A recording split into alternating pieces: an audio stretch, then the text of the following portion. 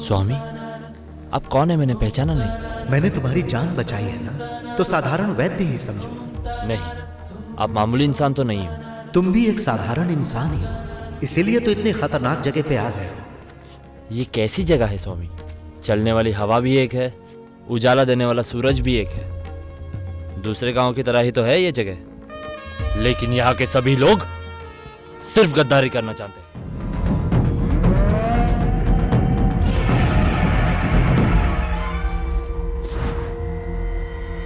शेर का दांत, उल्लू का नाखून, ऊंट की हड्डी, बिल्ली की आंखें।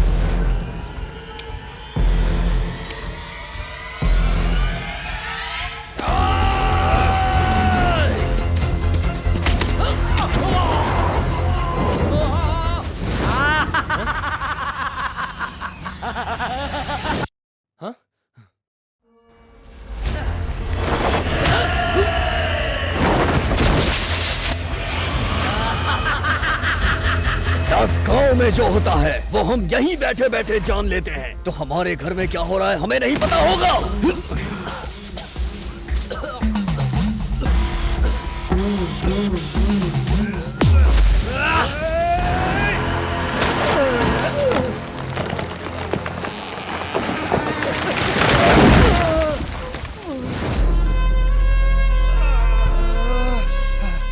तेरा बाप आज उन दोनों कैंडिडेट्स को मारने वाला था ना, तो फिर तपस्या करने क्यों बैठा है? पैसे लेकर तपस्या करने का नाटक कर रहा है? सदियों से जिस कला के साथ जी रहे हैं वो एक ही है, अपनी तंत्र विद्या से लोगों को मार देना।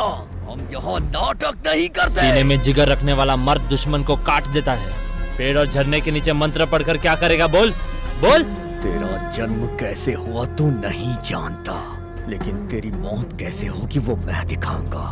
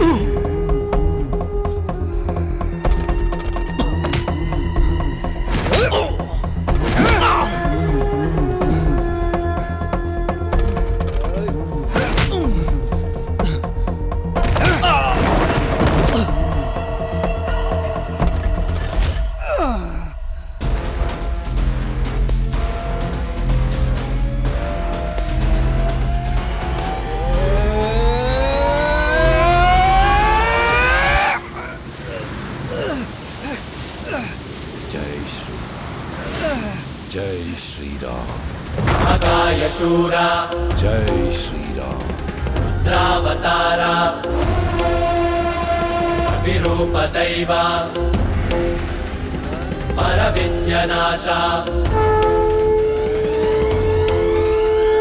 महदूत श्रीरामपट्ट अतिशक्तिमन्त चिरस्वामी भक्त संत हनुमंत रामायणार्थ यत्र परतंत्र मंत्र परिहार दैत्य कुल कंटकने जय आंजनेय जय वायुपुत्र जय वज्रदेहा। ओए, कौन है तू? तुझसे ही पूछ रहा हूँ, कौन है तू?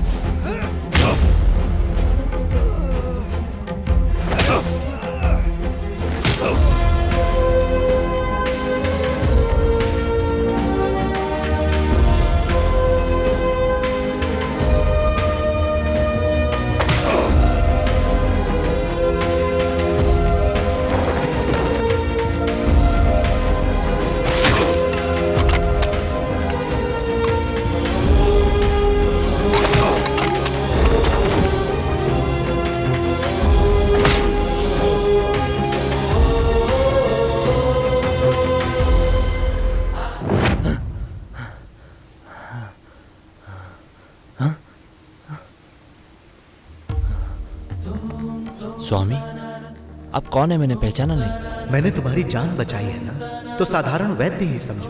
नहीं, आप मामूली इंसान तो नहीं हो। तुम भी एक साधारण इंसान ही हो, इसीलिए तो इतनी खतरनाक जगह पे आ गए हो। ये कैसी जगह है स्वामी?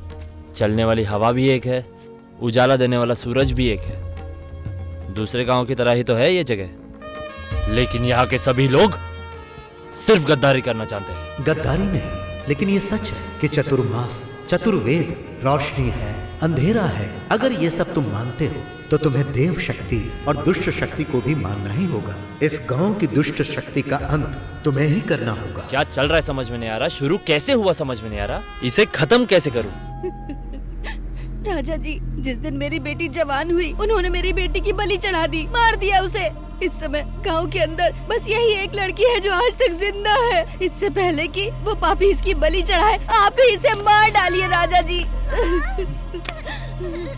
सालों पहले हमारी माँ महारानी जानकी देवी ने दशहरे के उत्सव के दिन राज्य में रहने वाले सभी वामाचारियों को बुलाकर उनमें से कौन श्रेष्ठ कार्य को दिखा सकता है, उनको सोने का कंगन उपहार में देने को कहकर एक प्रतियोगिता शुरू की थी। तब उनके खाने में जहर मिलाकर सभी वामाचारियों को मार डाला था।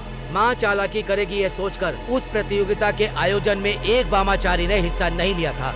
उस बचे हुए एक वामाचारी को मारने के लिए मैंने कितनी बार समझाया है, क्यों मेरी बात नहीं सुनते हो? कानून इसकी इजाजत नहीं देता सर। अपनी बकवास बंद करो तुम।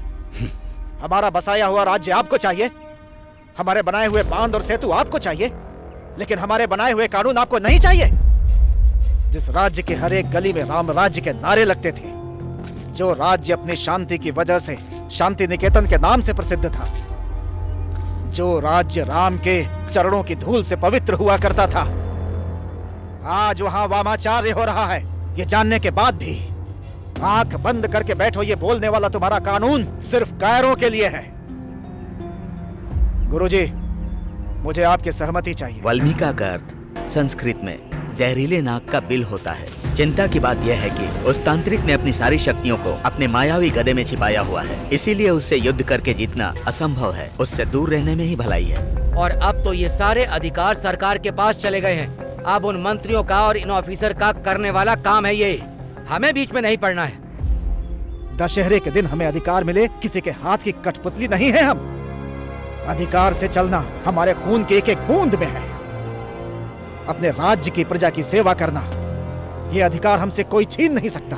पूजा पाठ से कैसे भगवान को प्राप्त करना है, ये ऋग्वेद, यजुर्वेद, सामवेद में बताया गया है। दुष्ट शक्तियों को कैसे हासिल करना है, ये अथर्ववेद में बताया गया है। पहले प्रकृति के विकोप को जानने के लिए, शरीर के अंदर होने वाली बीमारियों को जानने के लिए, ऐसे अच्छे कामों को जानने के लिए महाराज लोग इसका इस्तेमाल करते थे। किंतु कुछ वामाचार्यों ने अपने स्वार्थ के लिए इसका प्रयोग करना शुरू कर दिया। जैसे राहु काल में दुष्ट शक्तियों की शक्ति बढ़ जाती है, वैसे ही अमृत काल में दैविक शक्ति बढ़ जाती है। वही युद्ध का सही समय है, ऐसा राजा को ज्ञात हुआ। और उसके बाद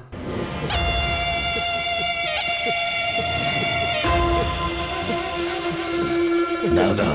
भाई भाई उस राजा ने जब हमारे पास शक्तियाँ कम थी उस वक्त को देखकर हमारे आदमियों को मार डाला।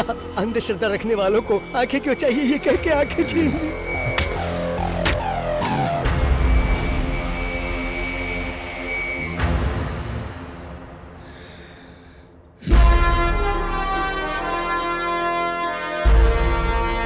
चिरंजीवी राजेंद्र बहादुर।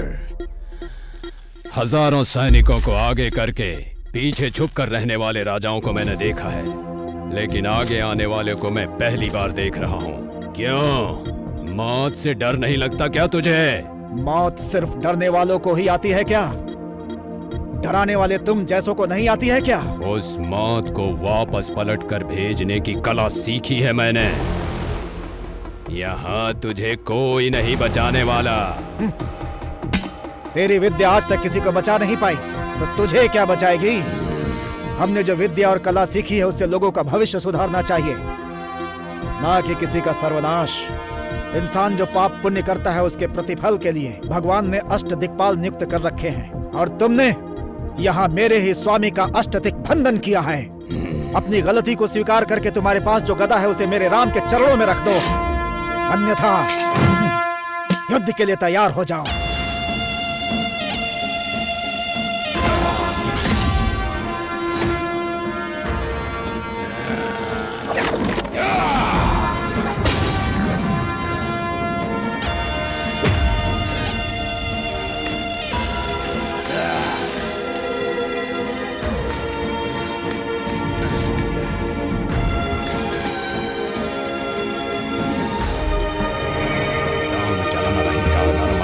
वशीं कृत्वा बुद्धिं भ्रमणी कृत्वा पिशाचा भोजनं कुरु।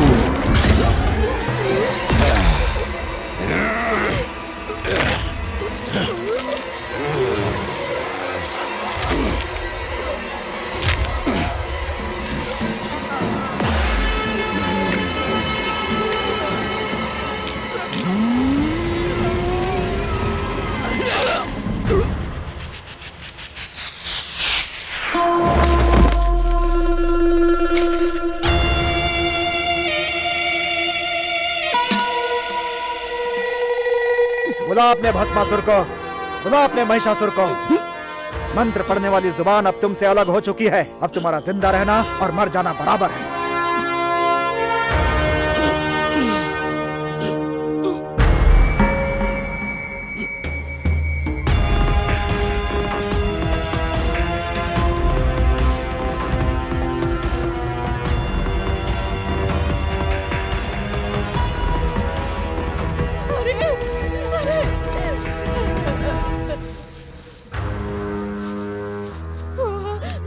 जल्दी से किसी के घर से एक मुट्ठी नमक लेकर आ जा।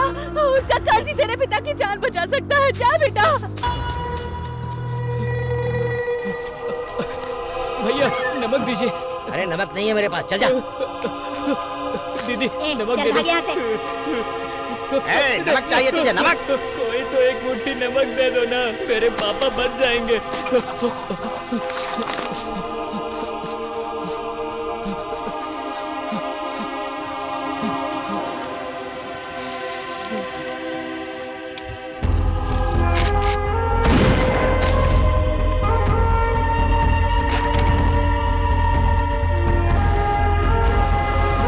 पुलिस को लगा कि वो मर गया, लेकिन वो जिंदा था।